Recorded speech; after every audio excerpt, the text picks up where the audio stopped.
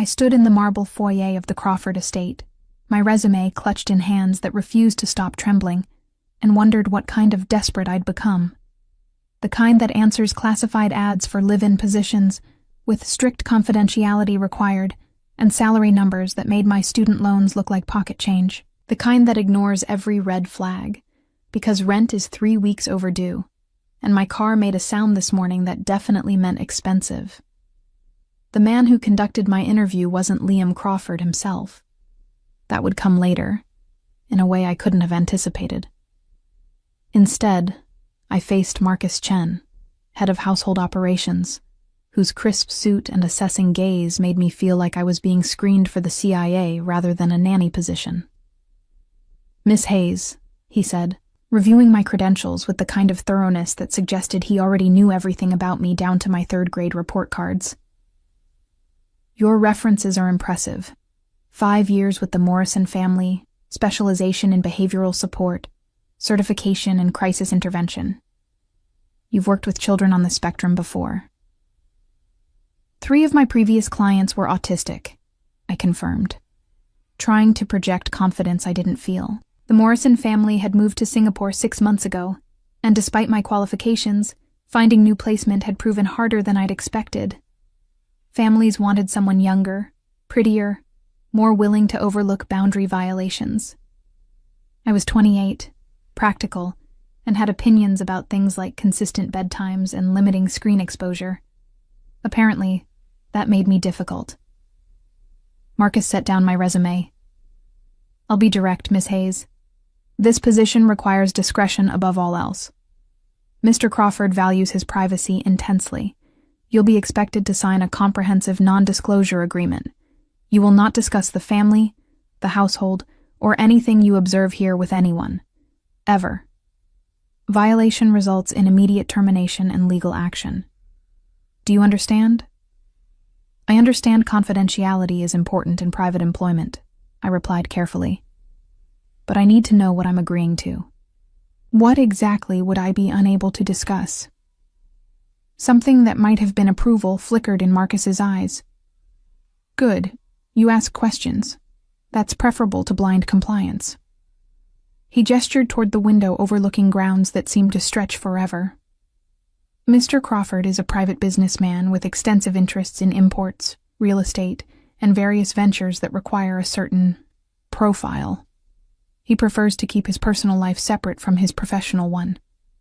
His daughter Lyra is 6 years old. She was diagnosed with autism at age 3. She's nonverbal, though she understands language. She experiences significant sensory sensitivities and requires routine, consistency, and someone who won't panic during a meltdown. I'd worked with nonverbal children before, knew the difference between can't speak and won't speak, between having nothing to say and having no way to say it. What does her typical day look like currently?" "Currently, she has no caregiver," Marcus admitted. "The previous nanny left rather abruptly 2 weeks ago. Since then, Mr. Crawford has been managing as best he can with assistance from household staff. But none of us have your training.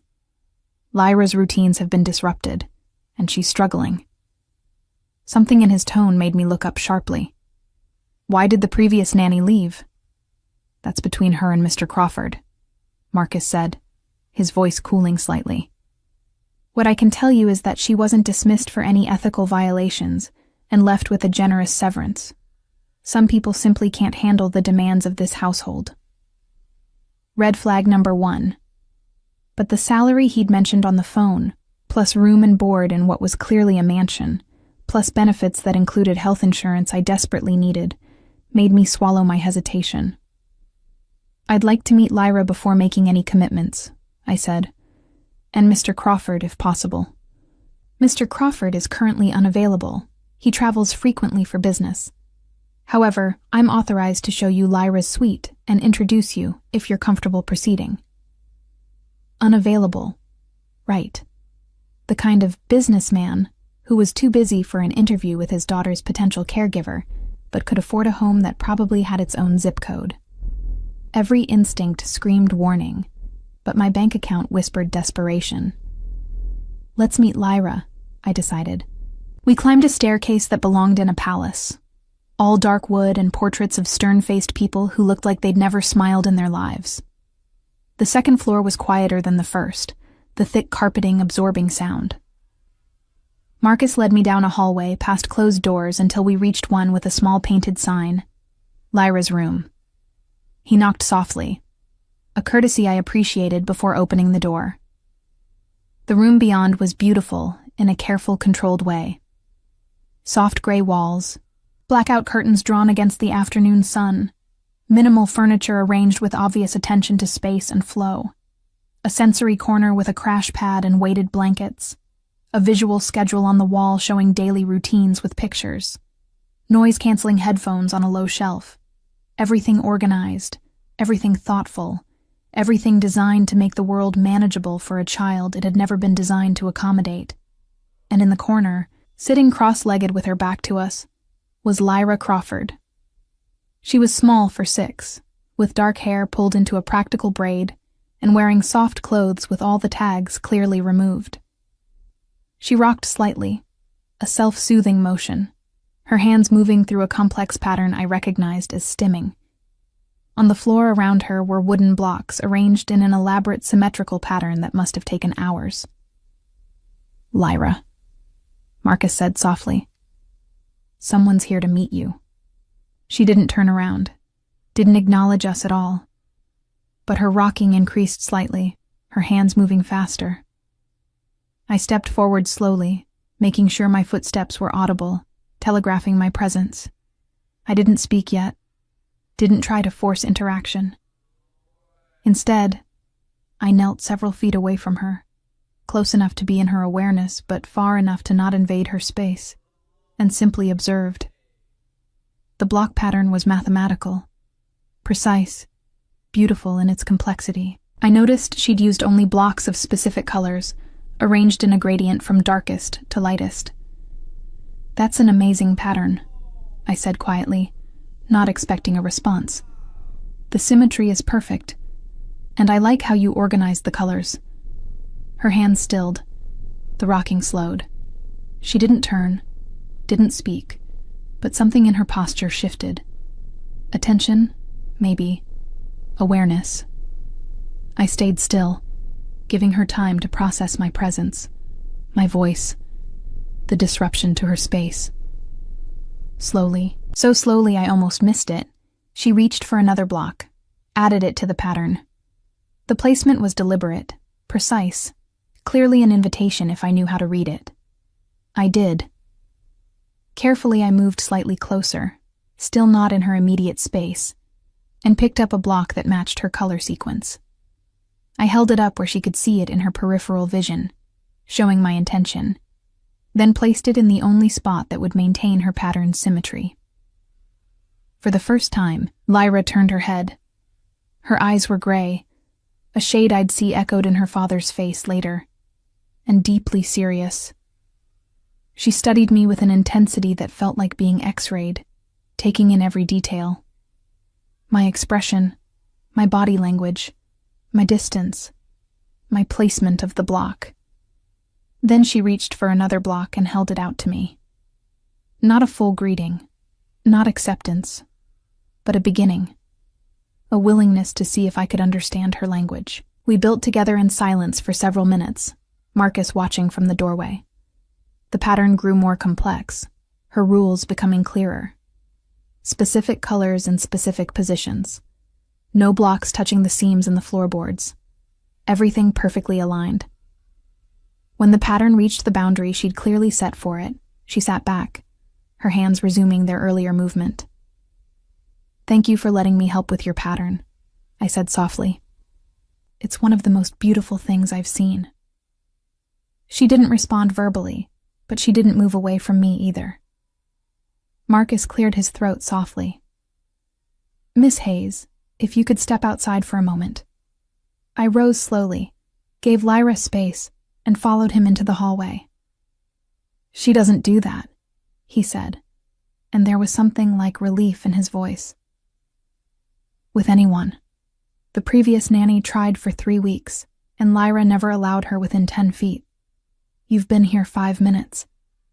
She's assessing whether I'm safe, I explained, testing if I can follow her rules and respect her space.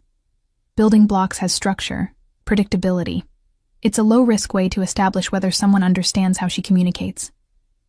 Can you start today? The question caught me off guard. Today? I'll have your contract prepared within the hour. Your room is 2 doors down from Lyra's. You'll have your own bathroom, sitting area, complete privacy. Salary is as discussed, paid monthly, with a signing bonus. All meals provided, plus a monthly allowance for any special supplies or equipment you determine Lyra needs. Mr. Crawford reviews all household matters, but you'll have significant autonomy in Lyra's care. It was too fast, too easy. Too much money for a position that was just childcare, however specialized. But Lyra was already back to her blocks, and something about her careful solitude made my chest tight. How long had she been without proper support? How many well-meaning but clueless people had tried to force her into their version of normal? I'll need to collect my things from my apartment, I said, and I wanted in writing that I have final say on Lyra's daily routine and therapeutic approaches, subject only to Mr. Crawford's approval on major decisions. Done. Marcus pulled out his phone. I'll have a car take you. Be back by 6. Lyra's dinner is at 6:30, and routine is essential. 3 hours later, I stood in a bedroom that was larger than my entire studio apartment had been, unpacking the 2 suitcases that contained my entire life, and wondered what I'd just agreed to. The room was beautiful, decorated in soft creams and blues with furniture that looked antique and probably cost more than my annual salary. Floor-to-ceiling windows overlooked gardens that seemed to go on forever.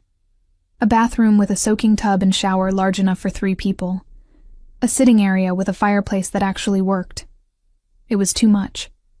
All of it was too much. But when I'd returned, Lyra had been sitting outside her room, clearly waiting. She'd stood when she saw me, made direct eye contact for half a second, and then retreated into her room, leaving the door slightly ajar. An invitation. Now, as 6:30 approached, I reviewed the schedule Marcus had provided. Dinner was precise. Same time every day, same routine. Lyra ate in her room at a small table by the window. Limited foods, textures carefully managed. No surprises. I knocked softly on her door, the same courtesy Marcus had shown. No answer, but I heard movement inside. Lyra, it's Charlotte. I'm bringing dinner. I entered with the tray Marcus had prepared, exactly as specified. Pasta with butter, no sauce. Sliced strawberries, no stems. Crackers, specific brand. Water in a cup with a lid, no ice. She was sitting at her table, hands folded in her lap, rocking slightly. I set the tray down carefully, making no sudden movements. Your dinner is here, same as always. Would you like me to stay, or would you prefer to eat alone? She didn't answer, but she picked up her fork. I started to leave, giving her privacy, when she made a sound. Soft, brief, almost questioning. I turned back. She was looking at me, one hand making a gesture I almost missed, a wave toward the other chair. You want me to stay? Her eyes dropped, but she nodded, just once. I sat in the other chair, far enough to not crowd her, close enough to be present, and simply existed in her space while she ate. I didn't try to force conversation or interaction. I just sat, offering the same companionable silence she seemed to need. This was the work, I realized, not forcing progress or pushing boundaries. Just being consistently, quietly present until she decided I was safe enough to trust. Halfway through her meal, Lyra reached for her communication board, a laminated sheet with pictures and words. She pointed to one image. Book. Would you like me to read to you? She nodded. The small victory felt enormous. It was nearly 8 when I finally returned to my room, emotionally exhausted, but certain I'd made the right choice. Lyra had let me read 3 books, sitting close enough that our shoulders almost touched, her small hand occasionally reaching out to turn pages at exactly the right moment. She'd even smiled once, quickly, when I'd done a silly voice for one of the characters. I was collapsing onto the beautiful bed, already planning tomorrow's routine, when my phone buzzed with a text from an unknown number. Marcus Chen here. Mr. Crawford will return tomorrow evening. He'll want to meet you then. Be prepared for questions. He takes Lyra's care seriously. I stared at the message, anxiety crawling up my spine. Tomorrow, I'd meet the man who'd built this gilded cage, the father who was apparently too busy with business to interview his daughter's caregiver himself, the person who'd created all these rules and routines, but couldn't be bothered to be here when they fell apart. I'd worked for wealthy, absent fathers before, men who treated their children like possessions to be managed rather than people to be known, men who threw money at problems and expected someone else to fix them. But something about this felt different. The careful attention to Lyra's needs, the sensory-friendly room, the precise schedules designed around her comfort rather than adult convenience, the household that operated like a well-oiled machine, all in service of one little girl's stability. Whoever Liam Crawford was, whatever business kept him away, he understood something fundamental. Lyra needed structure because the world was overwhelming, not because she was broken. That realization should have comforted me. Instead, it made me nervous. Because a man who understood his daughter that well, but still couldn't be here for her, was either running from something he couldn't face or hiding something he didn't want her to see. Either way, I had a feeling tomorrow's meeting would reveal exactly which kind of father Liam Crawford was, and whether I'd made a terrible mistake by accepting this position. Liam Crawford arrived at exactly 7:43 the next evening. I know the precise time, because I'd been checking my watch obsessively since 6, anxiety making it impossible to focus on anything else.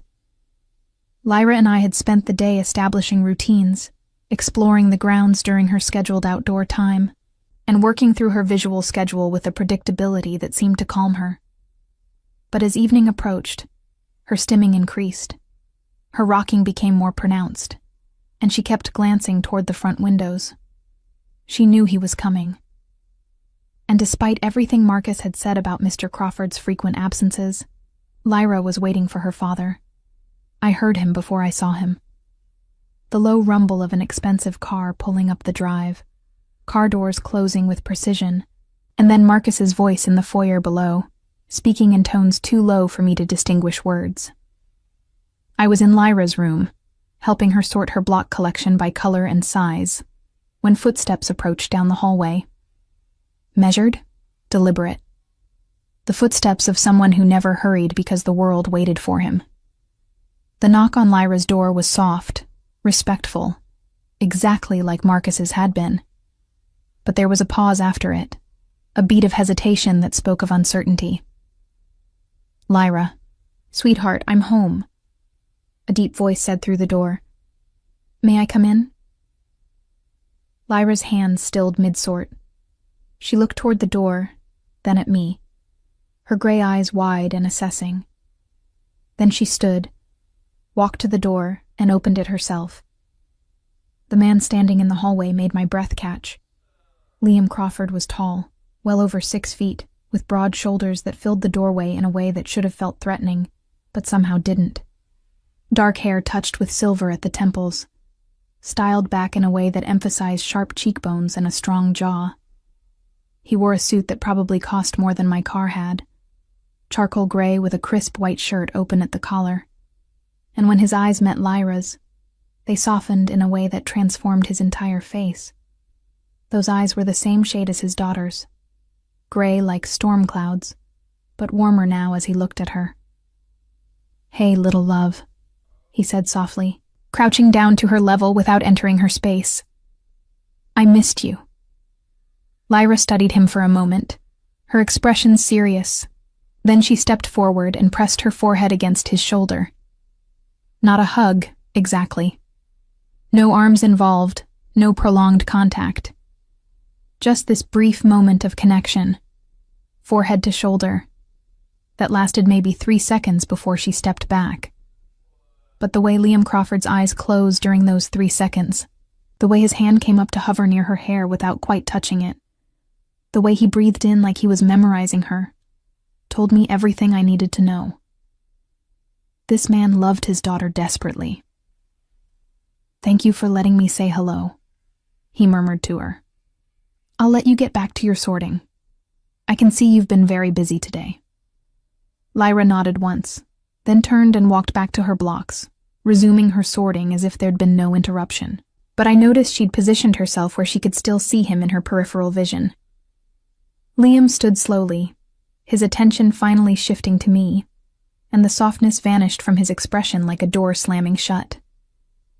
Standing face to face with him, I understood why Marcus had been so insistent about discretion. This wasn't just wealth. This was power. The kind that didn't need to announce itself because everyone already knew.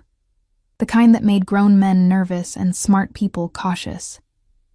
His gaze traveled over me with the same assessing intensity his daughter had shown, cataloging details with professional thoroughness. My practical clothes, my lack of jewelry, my steady eye contact that I refused to drop despite the instinct screaming at me to look away. "Miss Hayes," he said, his voice low and controlled. "We should talk. My office. Now." It wasn't a request. "Lyra's bedtime routine starts in 30 minutes, I replied, keeping my voice calm. "I need to be here for it. We can talk after she's settled."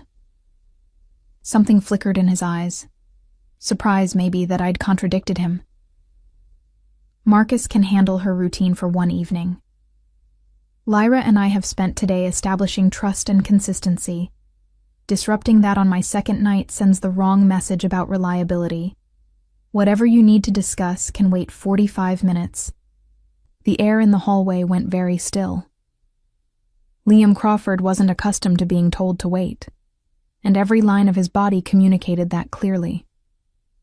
But he glanced past me to where Lyra was sorting blocks with intense focus, her small body rocking slightly, and something in his expression shifted. 45 minutes, he agreed. "My office. Don't be late." He left without another word, and I released a breath I hadn't realized I'd been holding.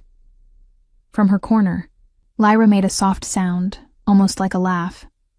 I looked at her, surprised, and found her watching me with what might have been approval in her eyes. "Your dad's intense, huh?" I said quietly. She nodded, solemn, then returned to her blocks. But her rocking had slowed, and her hands moved with less agitation than before. Message received. Standing up to Liam Crawford had somehow earned me points with his daughter. 45 minutes later, after I'd helped Lyra through her bedtime routine with the same careful consistency we'd established the night before, I knocked on the door Marcus directed me to. A massive oak door at the end of the first-floor hallway, the kind that belonged on a castle. "Come in." The office beyond was exactly what I expected. Dark wood paneling, floor-to-ceiling bookshelves, a desk that looked like it weighed more than my car. But it was the details that caught my attention. Framed photos on one shelf showing Lyra at different ages, always serious, never smiling at the camera. A child's drawing pinned carefully to a corkboard behind the desk, abstract shapes in careful patterns. A small wooden block on his desk, painted in rainbow colors, positioned like a paperweight. Liam Crawford stood by the window, his back to me, silhouetted against the darkness outside. He'd removed his jacket, rolled up his sleeves, and there was a tumbler of amber liquid in his hand. "Sit," he said without turning. I remained standing. "I prefer not to." He turned then, eyebrow raised.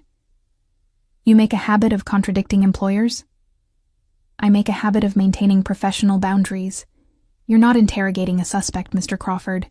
You're meeting your daughter's caregiver. There's a difference." For a long moment he just stared at me. Then, unexpectedly, his mouth curved into something that wasn't quite a smile. "You lasted 3 minutes before calling me out. The previous nanny made it to day 4. I'm not the previous nanny." "No." He moved to his desk, set down his glass, and gestured to the chairs across from him. Please. Sit. I'm asking, not commanding. I sat, noting the subtle shift in his demeanor. Still controlled, still powerful, but less aggressive. Marcus gave me a preliminary report, Liam said, settling into his own chair. He said Lyra responded to you immediately. That's unusual for her. She responded to my approach, not to me personally, I corrected. I respected her space, followed her rules, and communicated in ways she could understand. Most people try to force autistic children to interact on neurotypical terms. That doesn't work. I'm aware.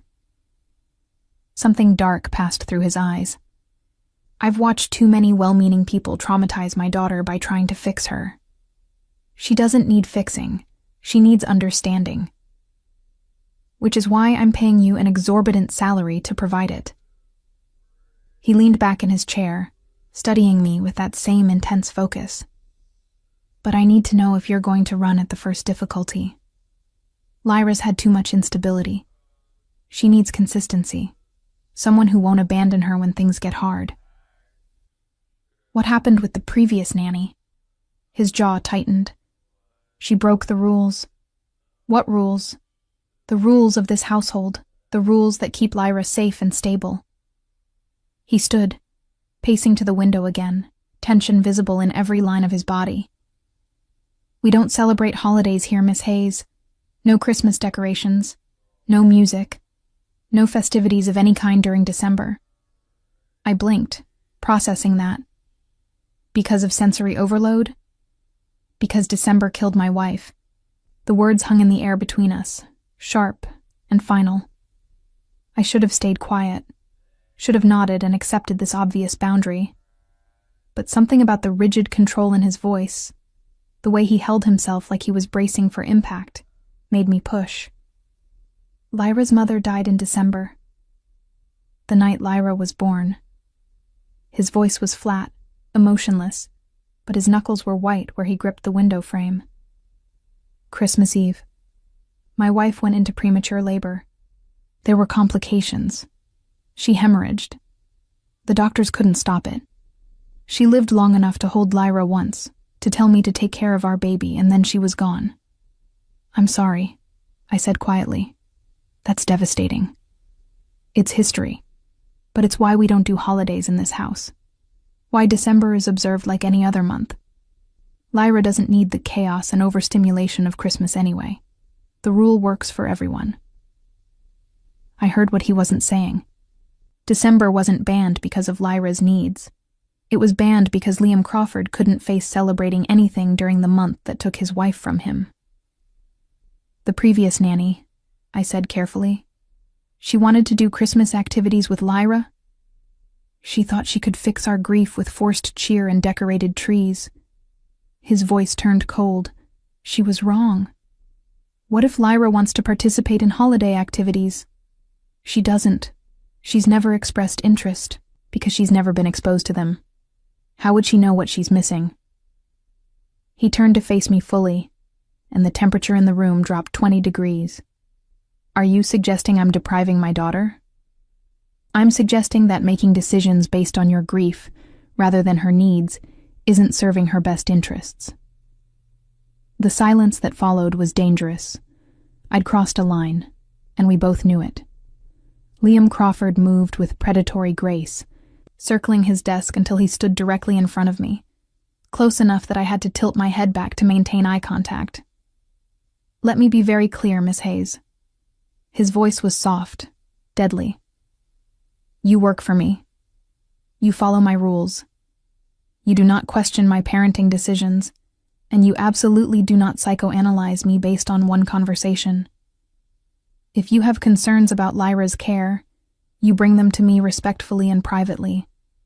If you ever override my authority or break the rules of this household again, you'll be terminated immediately.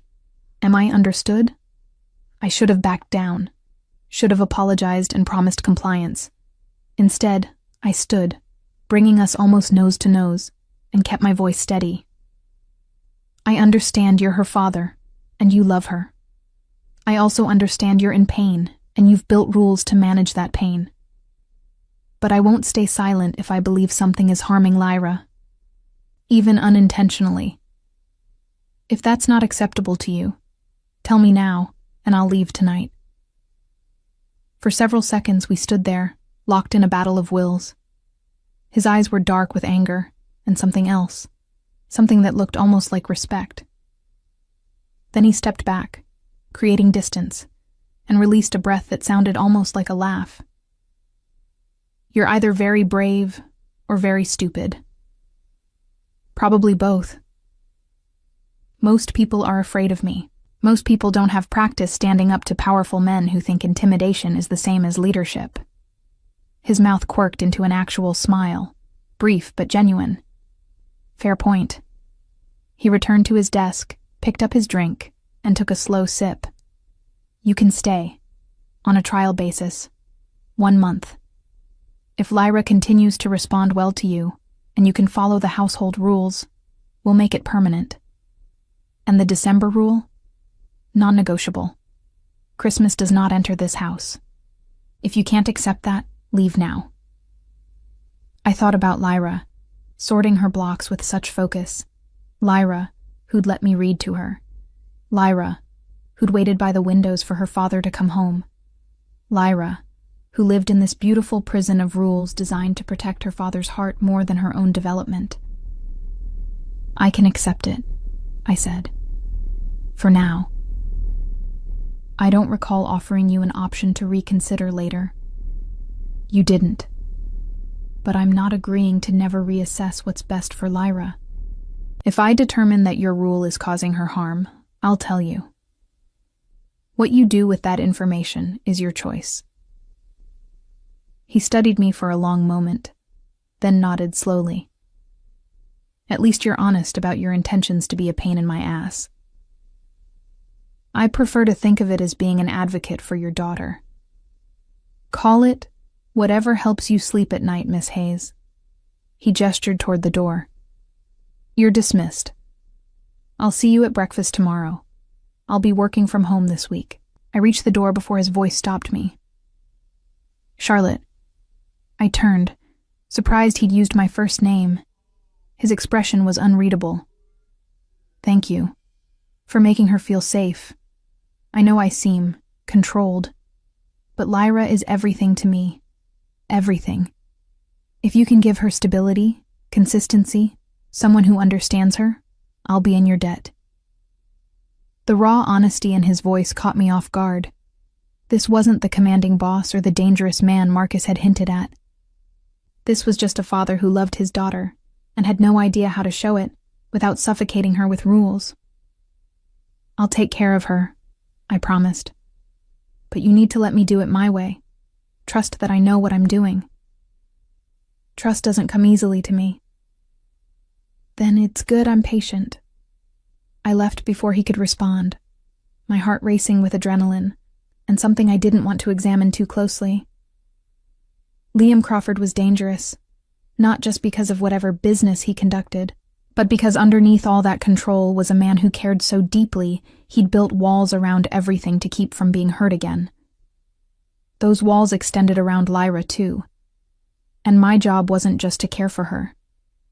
It was to help both of them learn that protection didn't have to mean isolation, even if that meant eventually breaking every rule in this carefully controlled house.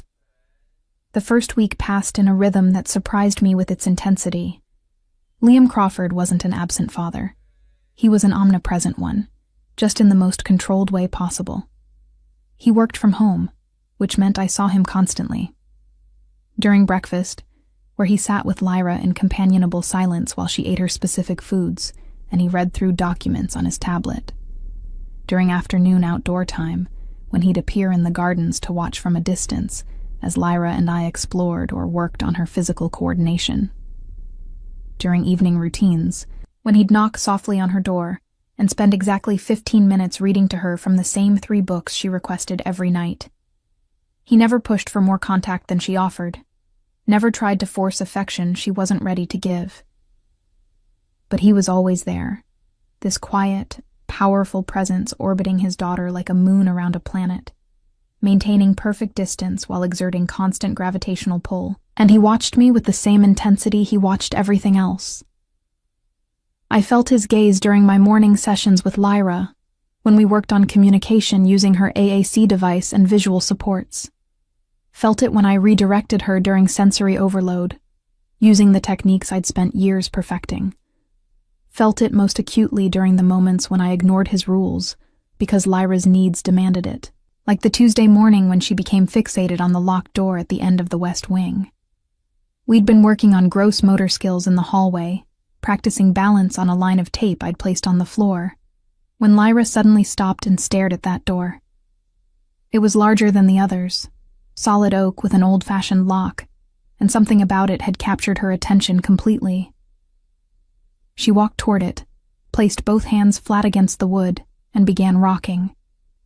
"That's a closed door, sweetie," I said gently, approaching slowly. "We can't go in there."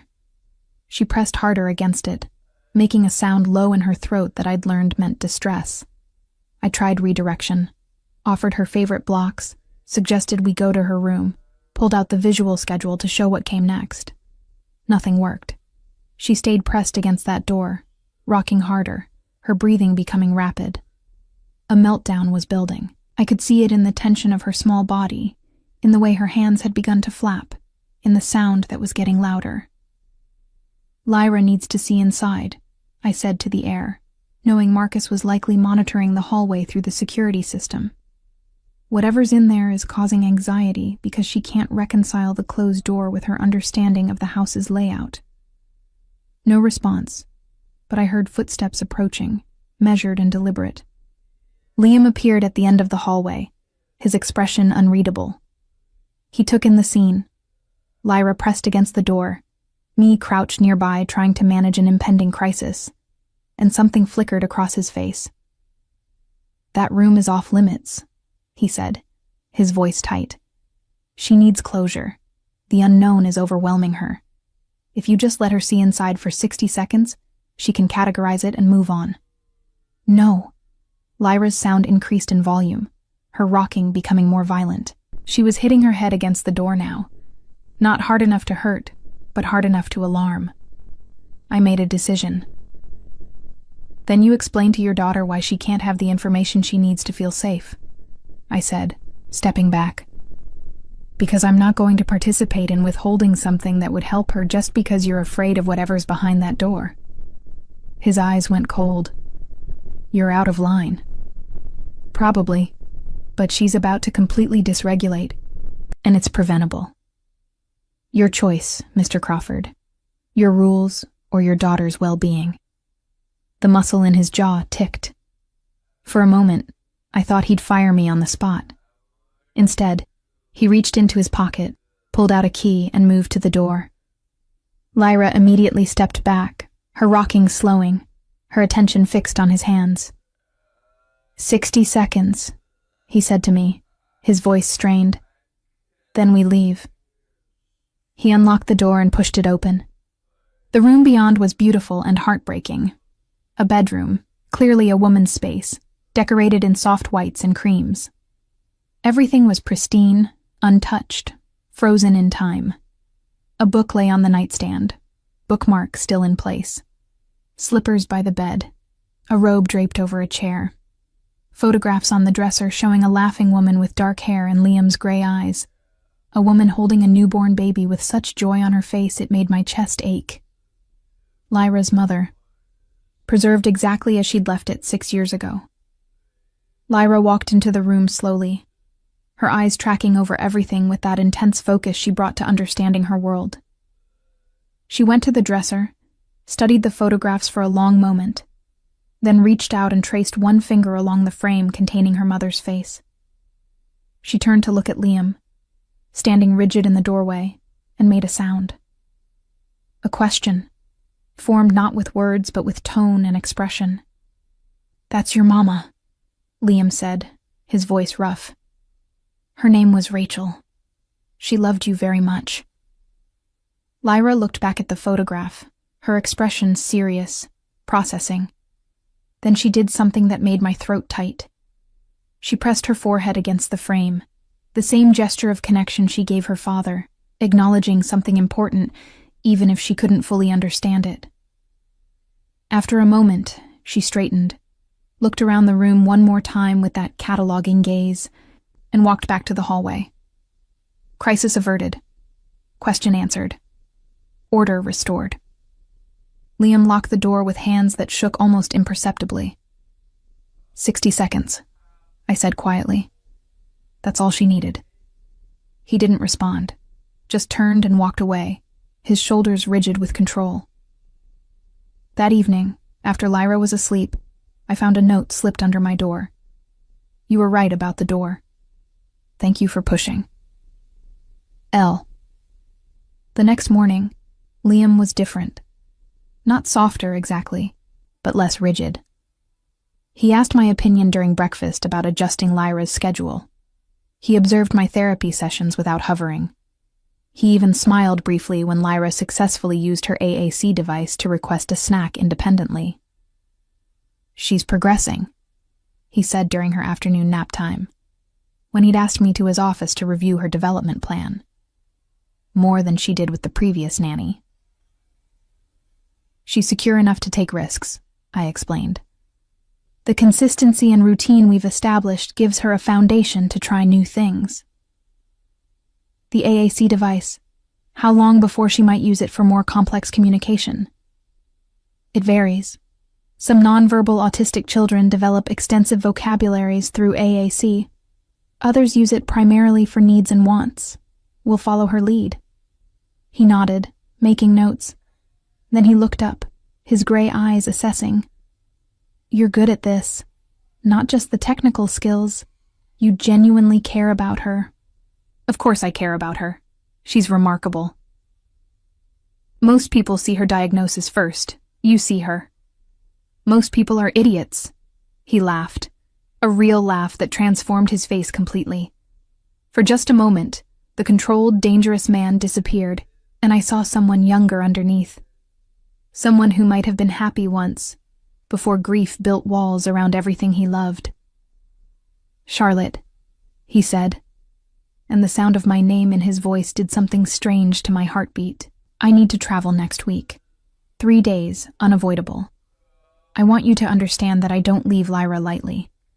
My business requires my presence sometimes, and I've put off this particular trip twice already. She'll be fine.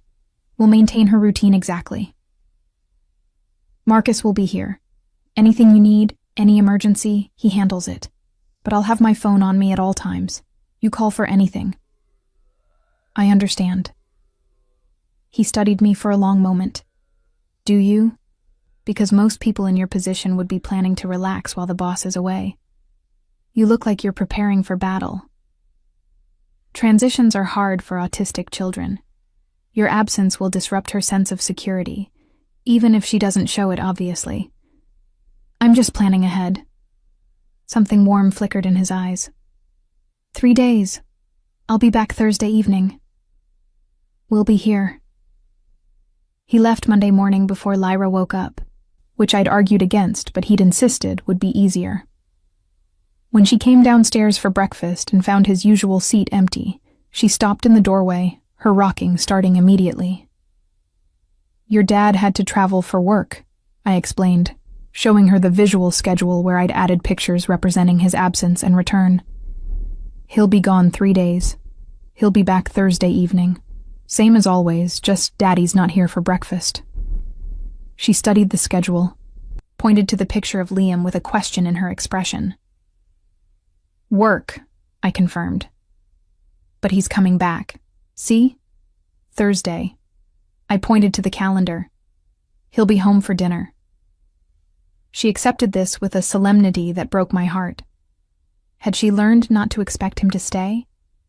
Had he traveled so much in her young life that his absence felt normal? The first day went smoothly. We maintained routine with precision, and Lyra seemed calm. But that night, when I went to say goodnight, I found her sitting in her window seat, staring out at the dark driveway, waiting. He's not coming tonight, sweetie, I said softly. But he will come back. He always comes back to you." She didn't turn, just kept watching the darkness.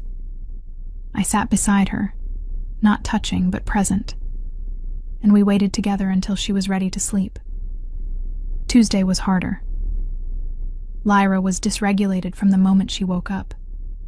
She refused breakfast, threw her blocks instead of building with them, and had a meltdown when her routine was disrupted by a delivery at the door. I spent most of the day doing damage control, using every calming technique I knew, staying patient and consistent even when I wanted to call Liam and demand he come home. By Tuesday evening, I was exhausted. Lyra had finally settled after an hour-long meltdown, and I'd gotten her through bedtime routine with the help of weighted blankets and her favorite sensory toys. I was in my room, seriously considering pouring myself wine, when my phone rang. Liam's name on the screen made my stomach flip. "Hello?" "Charlotte. Marcus said today was difficult. Is she all right?" His voice was tight with concern, and I could hear background noise that suggested he was somewhere public. An airport, maybe, or a busy street. "She's struggling with the transition, but she's managing. We had a rough afternoon, but she calmed down and went to bed on schedule." "Was she hurt? Did she hurt herself?" "No. Nothing like that. Just a lot of big feelings about changes to her routine." He was quiet for a moment. "I shouldn't have left. She's 6 years old and her primary attachment figure is gone. Of course she's having feelings about it, but that doesn't mean you shouldn't travel when necessary. It means we support her through it. You sound tired."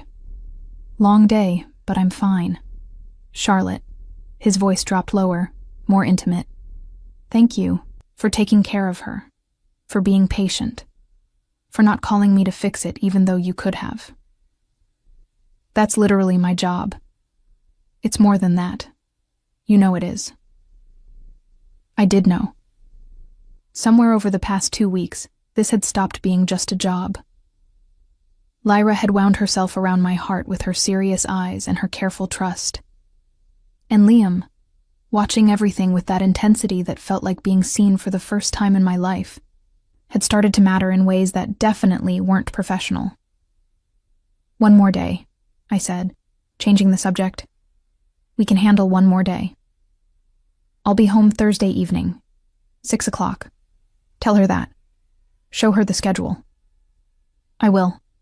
Charlotte?" He paused. "I'm glad you're there. I'm glad it's you." He hung up before I could respond, leaving me staring at my phone and wondering what exactly he'd meant by that. Wednesday was better. Lyra seemed to have accepted the temporary change, and we fell back into rhythm. But Wednesday evening, she did something that caught me completely off guard. We were reading before bed, cuddled together on her window seat, when she suddenly reached up and touched my face. Her small hand rested against my cheek for just a moment, a gesture of trust and affection that she'd never offered before. Then she picked up her AAC device and pressed 3 buttons. Safe. Charlotte. Home. I had to blink back tears. I'm safe? Or you feel safe? She pressed another button. Me. Safe. You feel safe with me? She nodded, solemn, and pressed her forehead against my shoulder in that gesture I'd only ever seen her give her father. I held very still, barely breathing, accepting the gift of her trust. I'll always keep you safe, Lyra. I promise. She pulled back, satisfied, and returned to her book as if nothing monumental had just happened. But everything had shifted. She wasn't just tolerating me anymore. She'd claimed me as hers, as someone in her small circle of trusted people, as home. Thursday, Liam Crawford came home at exactly 6 o'clock. Lyra and I were in the living room, working on a puzzle, when we heard his car. She looked up, her whole body going still with attention. Then she stood, walked to the window, and watched as he emerged from the car, briefcase in hand, exhaustion visible in every line of his body. He looked up at the window, saw her watching, and his entire expression transformed with relief and love. Lyra turned and walked toward the door. I followed, sensing something important about to happen. She waited in the foyer as he came through the door, patient and still. When he saw her, he set down his briefcase and crouched to her level. "Hi, little love. I missed you." She studied him for a moment, assessing. Then she did something I'd never seen before. She walked straight into his arms and let him hold her. Not just the forehead touch, not just 3 seconds of contact. An actual hug, her small arms wrapping around his neck, her head tucked under his chin, holding on with purpose. Liam's eyes closed, his arms coming around her with such careful tenderness it made my chest ache. He held her like she was made of glass and gold, like she was the only thing in the world that mattered, like he'd been waiting 6 years for this moment, and couldn't quite believe it was real. When she finally pulled back, he didn't try to prolong it. Just let her go, his hands trembling slightly. "Thank you," he whispered to her. "Thank you for that." She nodded, serious, then turned and came back to me. She took my hand, something else she'd never done before, and tugged me forward. I let her lead me to where Liam still crouched in the foyer. She took his hand with her other hand, connecting us, and pressed a button on her AAC device she'd brought with her. Family. The word hung in the air between us. Liam's eyes met mine over Lyra's head, and something passed between us. Understanding. Recognition. A shift in the foundation of whatever this arrangement was. "Yeah, little love," he said softly, his voice rough. "Family." And standing there in that perfect foyer of that controlled house, holding hands with a 6-year-old girl and her dangerous, broken father, I realized I'd stopped thinking about this as a job weeks ago. Somewhere along the way, they'd both become mine too. The shift in our dynamic was subtle but undeniable. Liam started coming home earlier, started taking lunch in the main dining room instead of his office, so he could see Lyra during her midday meal. Started asking my opinion not just about her therapy, but about household decisions, security arrangements, even business travel that might affect her routine, and he watched me. Constantly. With an intensity that made my skin warm and my pulse quicken in ways that were absolutely inappropriate for an employee. 2 weeks after his trip, everything changed. It started with Marcus appearing at breakfast with a tablet, and an expression I'd learned meant trouble. "We have a situation," he said quietly to Liam, angling the screen so Lyra couldn't see. Liam's face went carefully blank as he read, but I saw his knuckles whiten where he gripped his coffee cup. "When was this published?" 2 hours ago. It's already trending." "What is it?" I asked, concerned by the sudden tension. Liam looked at me, something dark and dangerous in his gray eyes. "Nothing that concerns you. Marcus, handle it through the usual channels." But that evening, after Lyra was asleep, he appeared at my door. It was nearly 10, late for him to be seeking me out, and he looked exhausted. "Can I come in?" I stepped aside, suddenly aware I was wearing sleep shorts and an oversized t-shirt, my hair down for the first time since he'd met me. His eyes tracked over me briefly before he deliberately looked away, moving to the window. "There's been a development in my business," he said, his voice tight. "Nothing illegal, nothing dangerous, but visible. A rival is pushing back against some territory acquisitions, and they've decided to make it personal. They're spreading rumors, trying to damage my reputation with business partners." "What does that have to do with me?" He turned, and the look on his face made my breath catch. "They know about you living here, caring for Lyra. They're suggesting inappropriate behavior, questioning why I'd hire a young, attractive woman to live in my home. They're trying to paint me as unstable, compromised by personal interests. That's ridiculous. I'm Lyra's caregiver. You're a 28-year-old woman living alone with a widowed man. In their narrative, It looks suspicious. Heat flooded my face. So what do we do? Do I need to leave? No. The word came out fierce, almost aggressive. You're not leaving. Lyra needs you. She's made more progress in a month than she did in the previous year. You're not going anywhere because some rival wants to play games. Then what? He moved closer, and I caught his scent, something expensive and masculine that made my thoughts scatter. My PR team has a suggestion.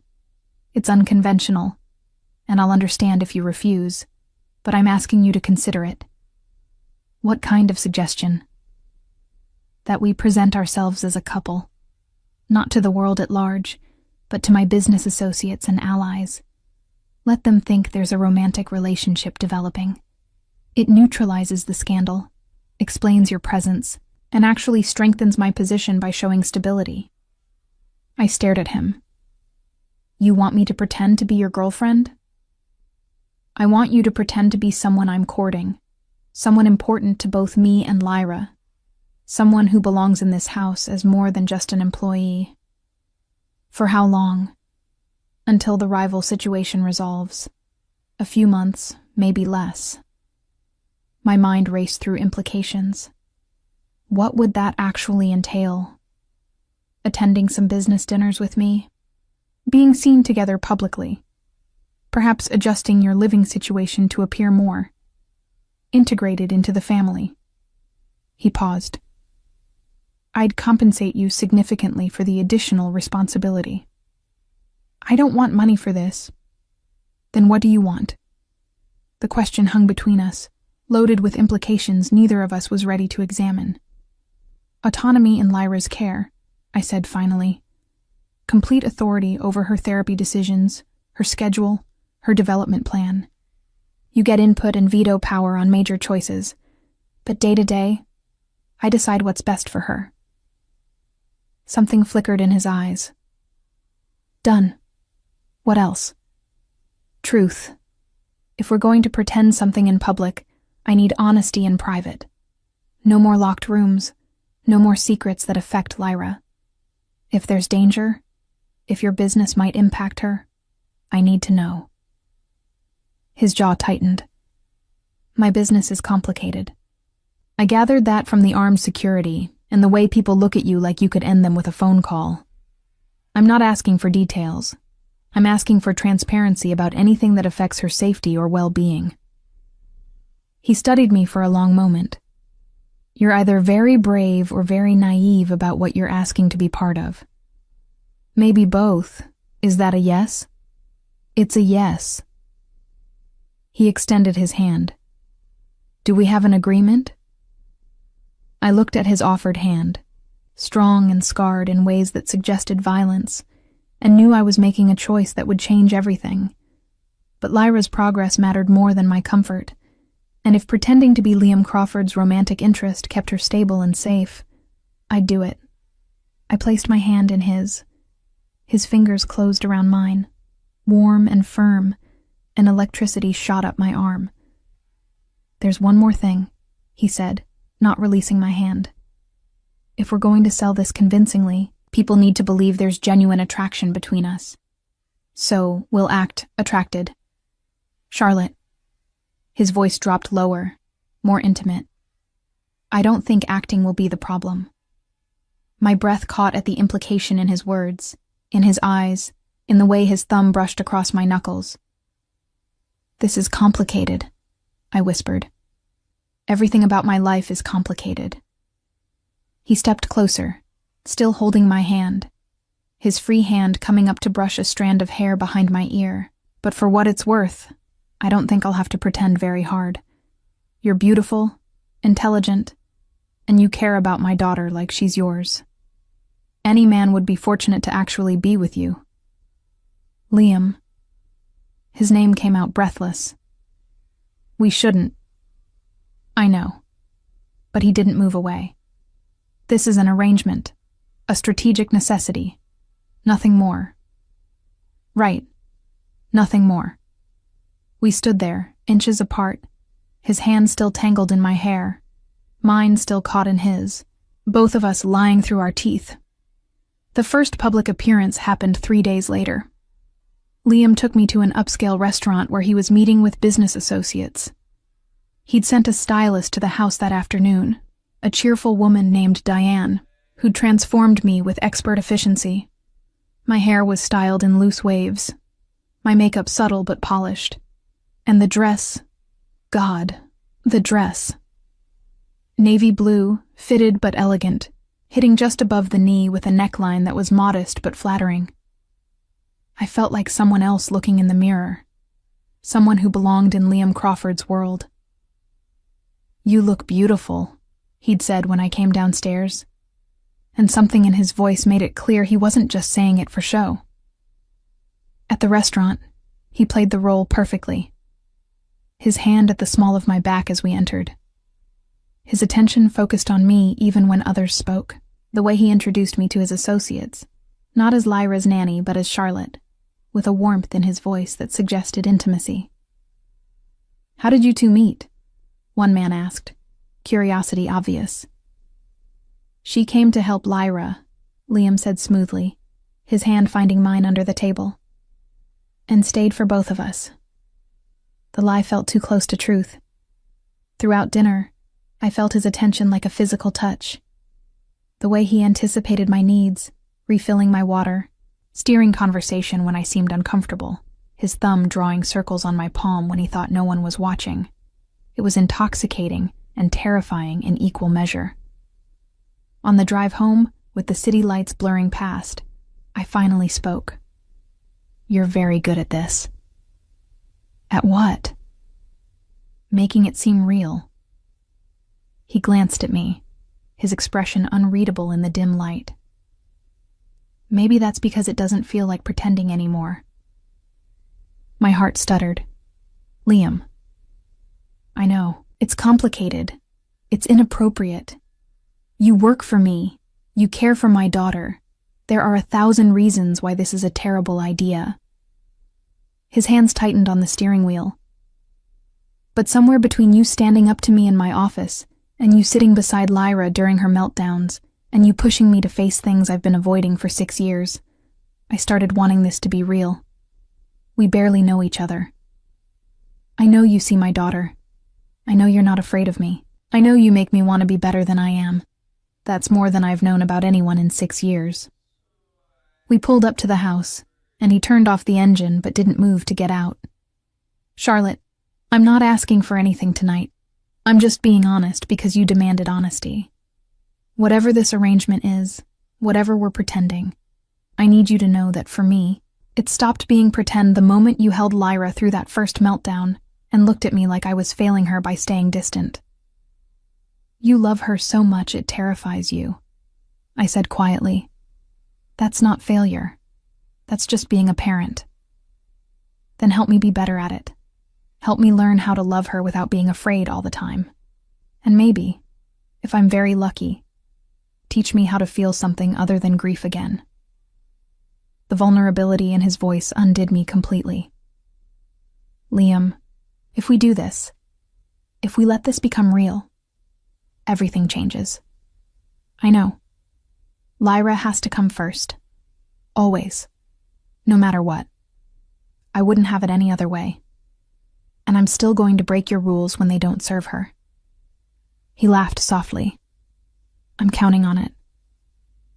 I reached across the console and took his hand, lacing our fingers together. "Then let's see where this goes. Slowly, carefully, with Lyra's needs as the priority." "Agreed." He lifted my hand to his lips, pressing a kiss to my knuckles that sent heat flooding through me. "Thank you, Charlotte, for everything." As we walked into the house together, his hand warm in mine, I realized I'd crossed a line I couldn't uncross. Whatever happened next, I was no longer just Lyra's caregiver. I was part of this complicated, broken, beautiful family. And I had no idea how to protect my heart from what was coming. The autumn deepened into early winter, and our carefully constructed arrangement evolved into something I couldn't quite name, but couldn't deny. Liam and I fell into a rhythm that felt dangerously domestic. Mornings where he'd find excuses to linger in the kitchen while I made Lyra's breakfast, his hand brushing mine as he reached for coffee, his eyes warm with something that definitely wasn't pretend. Evenings where we'd sit together after Lyra was asleep, talking about everything and nothing, his guard slowly lowering to reveal the man beneath the armor.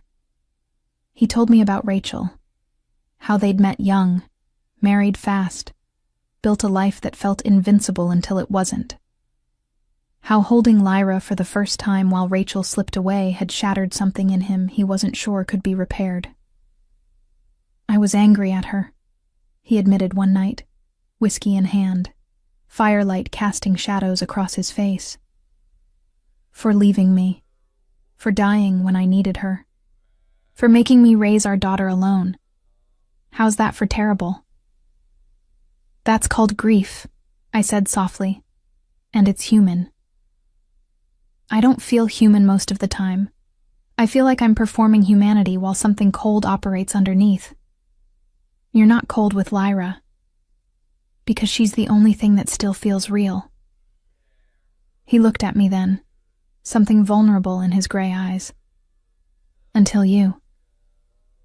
These conversations terrified me with their intimacy, but they also made me understand him in ways I hadn't expected. Liam Crawford wasn't cruel or distant by nature.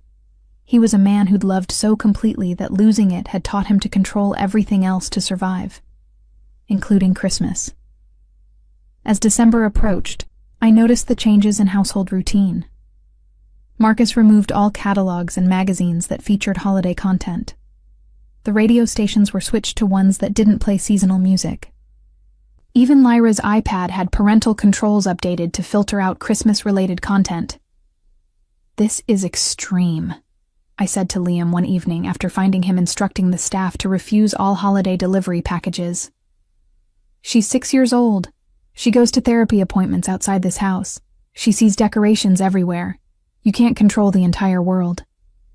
"I can control her environment," he replied, his voice tight. "Here, she's safe from the chaos. Or you're safe from the memories."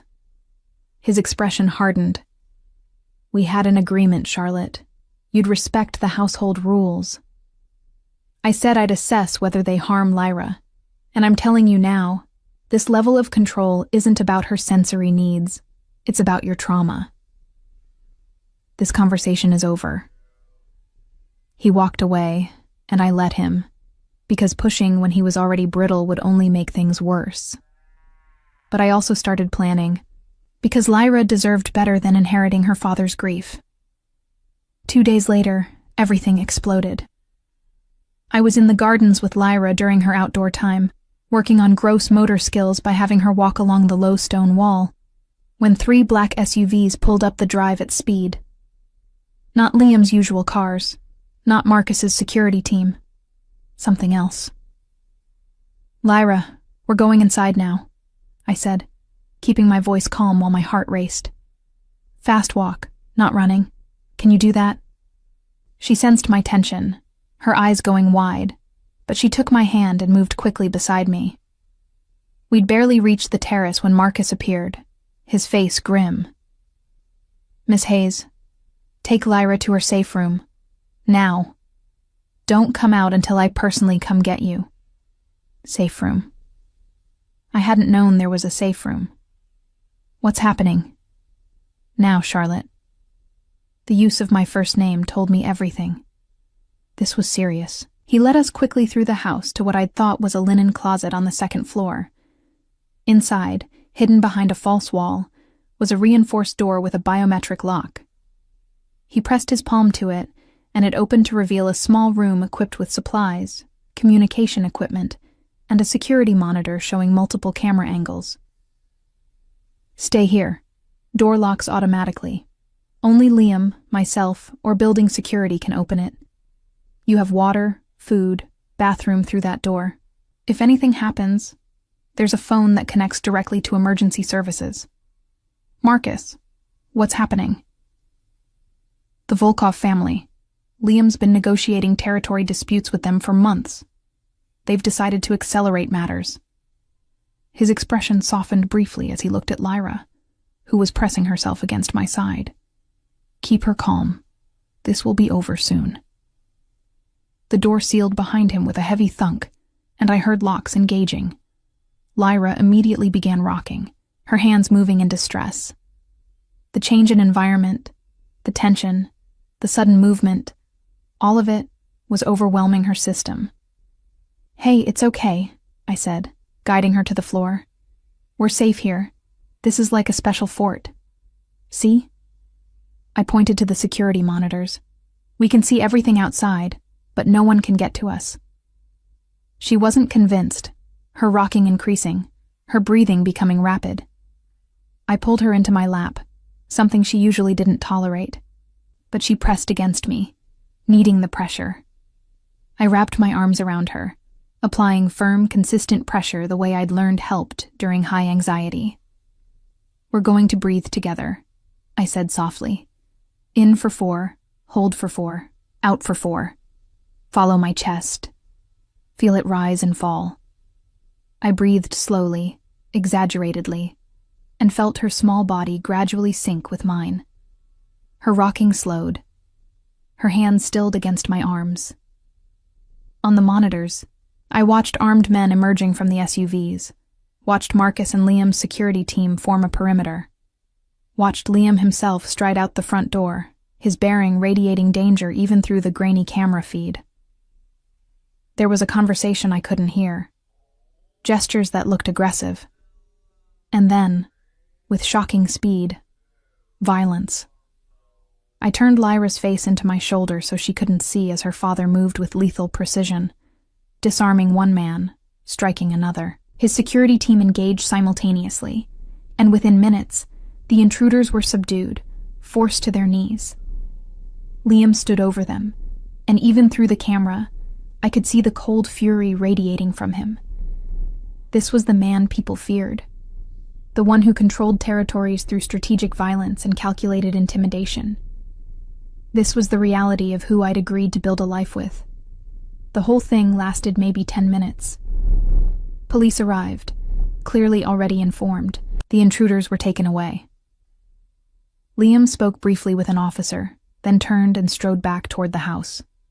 20 minutes later, the door to our safe room opened. Liam stood there, his shirt torn, blood on his knuckles, his face still hard with adrenaline. But when he saw Lyra pressed against me, his expression crumbled. "Is she all right?" His voice was rough. "Charlotte, is she hurt?" "She's fine. Scared, but fine." He sagged against the doorframe. "I'm sorry. God, I'm so sorry. This should never have reached the house.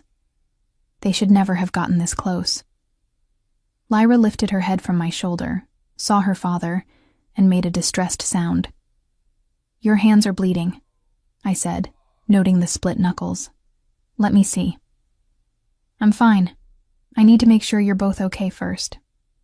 "We're okay, but you need first aid." I stood, still holding Lyra's hand, and approached him. Up close, I could see the barely controlled emotion in his eyes. Fear, guilt, rage, all fighting for dominance. "Come on," I said gently. "Let's get you cleaned up." I led them both to Lyra's bathroom, made her sit on the closed toilet, and cleaned Liam's hands while she watched with solemn attention. The cuts weren't deep, just bloodied, and I worked efficiently to clean and bandage them. "I should have anticipated this," he said quietly. "The Volkovs have been pushing boundaries for weeks. I thought I had more time before they'd make a direct move. Is it over now?" "For now. They've been arrested. The evidence we've provided to law enforcement will keep them occupied for months. But Charlotte..." He looked at me, his gray eyes dark with something I couldn't quite read. "This is my life. This is the danger that comes with who I am and what I do. Today was relatively contained, but it won't always be. If you want to leave, if this is too much, I'll understand. I'll make sure you're protected, set up somewhere safe, compensated for everything you've..." I pressed my fingers to his lips, stopping the words. I'm not leaving. Neither is Lyra. We're a family, remember? And families don't run when things get hard. You could have been hurt. But I wasn't. Your security protocols worked exactly as designed. We were safe. This time. I cupped his face with one hand, forcing him to meet my eyes. Liam Crawford, I knew who you were when I agreed to this arrangement. Maybe not all the details, but I knew you were dangerous. I knew your world operated by different rules. And I chose to stay anyway. For Lyra, and for you. Something broke in his expression. His hand came up to cover mine, pressing it against his cheek. I don't deserve you. Good thing I'm not asking for your permission. Lyra made a soft sound, and we both turned to find her holding out her AAC device. She pressed 3 buttons. Safe, family, home. Liam's breath caught. Yeah, little love, we're safe. We're family. We're home. She stood, walked to both of us, and pressed her forehead first against my shoulder, then against Liam's chest. Her gesture of trust offered to both of us equally. Something shifted in that moment. Whatever lines had existed between employer and employee, between arrangement and reality, between pretending and truth, they dissolved completely. I love you, Liam said quietly, and it took me a moment to realize he was speaking to me, not just Lyra. I didn't mean to. I tried not to. But Charlotte, I love you. And not because you're good with my daughter or because you see past my reputation or because you break my rules. I love you because you make me want to be the man you already see when you look at me. Liam. My voice broke on his name. You don't have to say it back. I know this is complicated and fast and probably a terrible idea. But after today, after watching those men get close to the 2 people who matter most, I can't keep pretending this is just an arrangement anymore. I looked at Lyra, who was watching us with her serious gray eyes, processing something she might not fully understand but clearly sensed was important. Then I looked at Liam, this dangerous, broken, beautiful man who'd let me into his carefully controlled world and taught me that protection and love weren't opposing forces. I love you too, I whispered. I didn't plan to. I definitely didn't want to. But I do. He pulled me into his arms, carefully, with Lyra still between us, and for the first time since I'd entered this house, I felt like we were exactly where we belonged. Dangerous world or not, impossible complications aside, this was real, and I wasn't running. 3 weeks after the Volkov incident, December arrived with the same oppressive silence it always brought to the Crawford house. But this year, something was different. This year, Lyra had vocabulary. She'd been making tremendous progress with her AAC device, building sentences, expressing preferences, asking questions. And 2 days into December, she asked the question I'd been dreading. We were at her therapy appointment when she saw decorations in the waiting room. A small tree, white lights, nothing excessive. She stared at it with that intense focus she brought to new things, then picked up her device. What? That's a Christmas tree, her therapist explained gently. Some people decorate them for the holidays. Why? It's a tradition, a way to celebrate Christmas. Lyra processed this, her expression thoughtful. Then she turned to me. Home. Tree. Want. My heart sank. We don't have Christmas decorations at home, sweetie. Why? How did I explain grief to a 6-year-old? How did I tell her that her father's pain had become her deprivation? That's a question for your dad, I said carefully. When we got home, Lyra went directly to Liam's office, something she never did, and knocked on his door with purpose. I followed, knowing this conversation was inevitable but dreading it nonetheless. Liam opened the door, surprised to see her standing there with her device. Hey, little love, What's going on?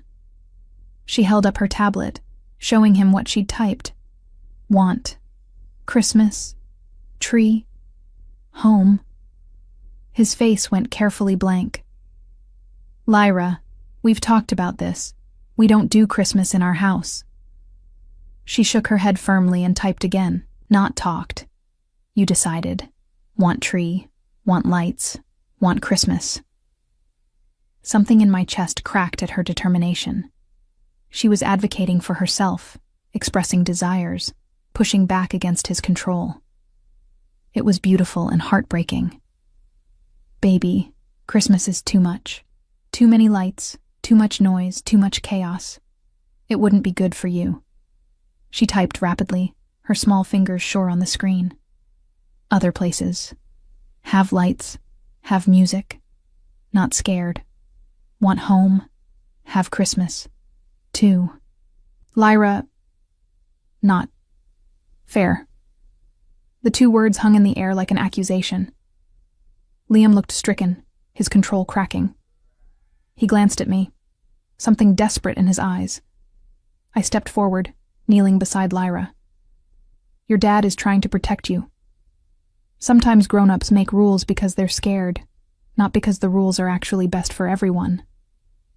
Charlotte. Liam's voice held a warning. She deserves honesty, Liam. She's 6, not stupid. She can handle truth. I looked at Lyra, choosing my words carefully. Your dad doesn't like Christmas because something very sad happened on Christmas. Your mama died on Christmas Eve, right when you were born.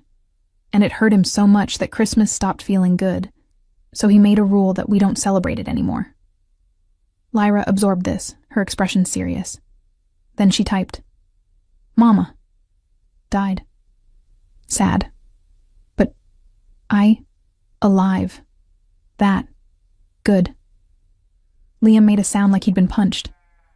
You're right, I said softly to Lyra. You being alive is good. That's worth celebrating, isn't it? She nodded firmly, then turned to her father and typed again. Love, you, want, you, happy, want, Christmas, make, happy, baby. Christmas doesn't make me happy, Liam said, his voice rough. It reminds me of losing your mama. Lyra thought about this, then typed with careful deliberation. Mama, want, you, happy. Mama, want, me, happy, Christmas.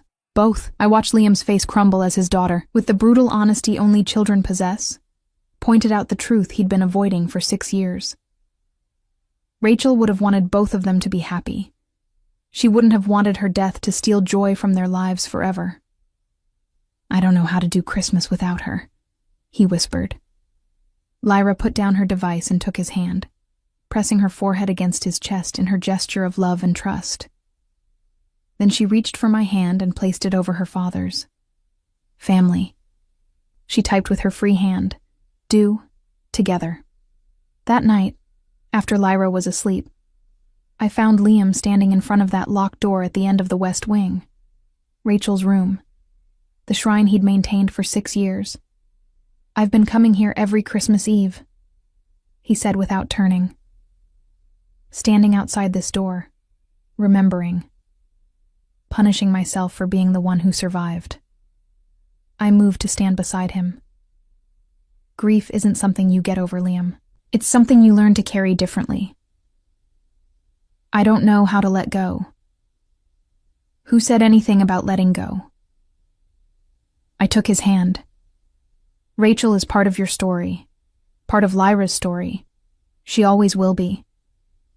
But that doesn't mean the story has to stop with her death. She gave you the most precious gift before she died. She gave you Lyra, and Lyra deserves a father who can teach her that joy and grief can coexist. He was quiet for a long time. Then he reached into his pocket, pulled out the key, and opened the door. We stood in the doorway together, looking at the preserved room. Help me, he said quietly. Help me figure out how to do this without betraying her memory. You're not betraying anything by moving forward. You're honoring the life she wanted for your daughter. He turned to me, cupping my face with both hands. I love you, Charlotte Hayes, and I think Rachel would have loved you too. You're teaching me how to be human again. How to feel something other than control and grief. I love you too. Both of you. This complicated, intense, beautiful family. He kissed me then, soft and deep, a promise and a beginning. The next morning I made a decision. While Liam was in a video meeting and Lyra was doing her independent sensory play, I went to the attic. Every house this old had an attic, and I'd asked Marcus weeks ago where the Crawford family stored things. I found them in labeled boxes, preserved with care. Christmas decorations, carefully packed away 6 years ago and never touched since. Lights, ornaments, a tree stand, everything needed to celebrate. I brought down one box, just one. The smallest tree, battery-operated lights, a handful of soft ornaments that wouldn't cause sensory issues. I set it up in Lyra's room while she napped.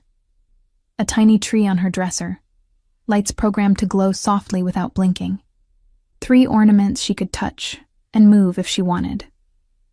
When she woke and saw it, her entire face transformed with joy.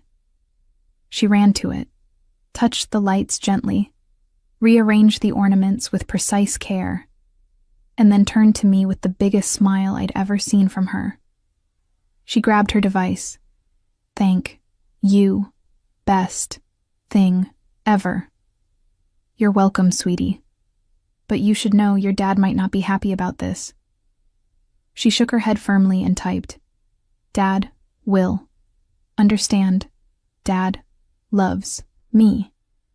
Her faith in him was absolute. When Liam came to say goodnight, he stopped in the doorway, frozen, staring at the small tree glowing softly in the corner.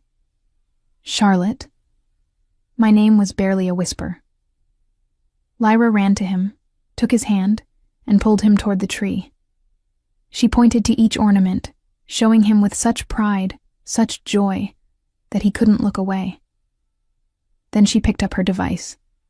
Pretty. Right. Dad. He crouched down to her level, his eyes suspiciously bright. Yeah, little love. It's very pretty. Safe. Lights. Not. Scary. Good. It's good, he agreed, his voice breaking. She wrapped her arms around his neck, hugging him tightly, and whispered against his ear in a voice I'd never heard her use before. Rough from disuse, but determined. Love you, Daddy. Liam's breath caught. His arms came around her, holding her like she was his entire world, tears streaming down his face. I love you too, baby. So much. So incredibly much. He looked at me over Lyra's head, his expression a mixture of grief and healing and gratitude. Thank you, he mouthed.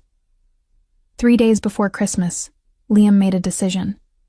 He opened Rachel's room, really opened it, and invited me inside. Together we went through her things, keeping what mattered, releasing what didn't, transforming the shrine into a memory box that Lyra could access when she was older. We found photo albums, journal entries, videos Rachel had made during her pregnancy. Her voice, her laugh, her love for the baby she'd never get to raise. She'd be so proud of Lyra, Liam said, watching footage of Rachel talking to her belly. Look what we made, she keeps saying. Look at this miracle. She'd be proud of you, too, for learning how to move forward. On Christmas Eve, something remarkable happened. I woke to find Liam gone from our bed. We'd been sharing a bed for 2 weeks now, and followed sounds to the main living room. He was there with Marcus, assembling a larger tree. Not massive, not overwhelming, but real, beautiful, thoughtful. You're decorating, I said, stunned. We're decorating, he corrected. As a family. If this is going to be our first Christmas together, it should be special. We spent the morning making the house gently festive. Soft lights, minimal decorations, everything chosen with Lyra's sensory needs in mind. But present, acknowledged, celebrated. When Lyra came downstairs and saw the tree in the living room, lit up with warm white lights, she stopped and stared. Then she started crying. Not distress tears, joy tears. She ran to the tree, touched it reverently, and then ran back to both of us, hugging us together with her small arms. "Best Christmas ever," she typed. "Best family ever." That evening, after Lyra was asleep, Liam and I sat by the tree, his arm around me, both of us exhausted and happy. 6 years, he said quietly. 6 years of thinking I could control grief by controlling everything else. And my daughter, with her brutal honesty and her communication device, taught me that the only thing I was really controlling was the possibility of joy. She's remarkable. Like her mother, like you. He turned to me, something vulnerable in his expression. "Charlotte, I know this has all happened fast. I know we've only known each other a few months. But I can't imagine my life without you anymore. You're not just Lyra's caregiver. You're my partner, my conscience, my heart. Marry me." Liam, I'm not asking for an answer tonight. I'm just asking you to think about it. About making this permanent. About being Lyra's mother officially, not just practically. About building a life together that honors the past, but doesn't live in it. I looked at the tree, at the lights reflecting in his gray eyes, at the peace on his face that had been absent when I'd first arrived. "Ask me again in the morning," I said softly. "When we've both had time to be sure." "I'm already sure." "Then you can afford to wait 12 hours. He laughed and pulled me closer. "You're going to make me work for this, aren't you? Every single day for the rest of our lives." Good. I wouldn't want it any other way. Christmas morning dawned clear and cold. Lyra woke us at 6, bouncing on our bed, her device already in hand. Christmas, presents, family, best day. We'd prepared simple gifts, sensory toys, weighted blankets, books, new blocks. Nothing excessive, everything chosen with love. But it was the last gift that made everything perfect. Liam handed Lyra a small frame containing 3 photos. Rachel holding newborn Lyra, Liam and Charlotte with 6-year-old Lyra, and a candid shot from yesterday of all 3 of us decorating the tree together. Past, present, future. He'd written on the back. Lyra studied it for a long time, her finger tracing each face. Then she typed carefully, "Mama, Charlotte, both, love, me, both, my family." "That's right, baby," Liam said, his voice thick. "You have 2 mothers who love you. One in heaven, one here on earth. Both part of our family." She nodded solemnly, satisfied, then turned to me. "Stay. Forever." "I'm not going anywhere, sweetie." She looked at her father expectantly. Liam took a breath, pulled a small box from his pocket, and opened it to reveal a simple, beautiful ring. "Charlotte Hayes, will you marry me? Will you be Lyra's mother officially? Will you help me build a family that celebrates joy even when we carry grief? Will you break my rules when they need breaking, and stand beside me when things get dangerous, and love us with the fierce, protective, challenging love you've shown every single day since you walked into our lives?" Lyra was watching me with such hope, such certainty, that I couldn't have said no even if I'd wanted to. "Yes," I said, laughing through tears. "Yes to all of it." Lyra cheered, actual vocal sound, jumping up and down with excitement while Liam slipped the ring on my finger and kissed me like I was air and he'd been drowning. Later, after breakfast and presents and watching Christmas movies with the volume low, I found Liam standing by the window, looking out at the snow-covered grounds. "What are you thinking?" I asked, slipping my arms around him from behind. That Christmas used to mean death and grief. Now it means family and second chances. He turned in my arms, his hands framing my face. "You didn't just break my rules, Charlotte. You broke my walls. You taught me that protecting the people I love doesn't mean isolating them from the world. It means giving them roots strong enough to weather anything. You did that yourself. I just pushed you to see it." You did more than push. You loved me when I didn't know how to love myself. You saw Lyra when everyone else saw a diagnosis. You took a house full of rules and control and made it a home. From the living room, we heard Lyra's delighted laugh as she arranged her new blocks near the Christmas tree, creating patterns that incorporated the twinkling lights. "That sound," Liam said quietly. "That's what I thought I'd lost forever. Pure, uncomplicated joy. Thank you for giving it back to us." "We gave it to each other. That's what family does." He pulled me close, and we stood there, watching our daughter play while snow fell softly outside. The first Christmas in 6 years that felt like a beginning instead of an ending. The rules were broken. The walls were down. And the Mafia boss who thought he'd never smile again was learning that the bravest thing he could do wasn't control everything around him. It was letting go and trusting that love could protect what control never could. And it all started with a woman who broke the rules, a little girl who demanded joy, and a Christmas that proved healing was possible when you chose hope over fear. Our family wasn't conventional. Our home wasn't typical. Our love story wasn't simple. But it was ours, built on broken rules and mended hearts, and that made it perfect.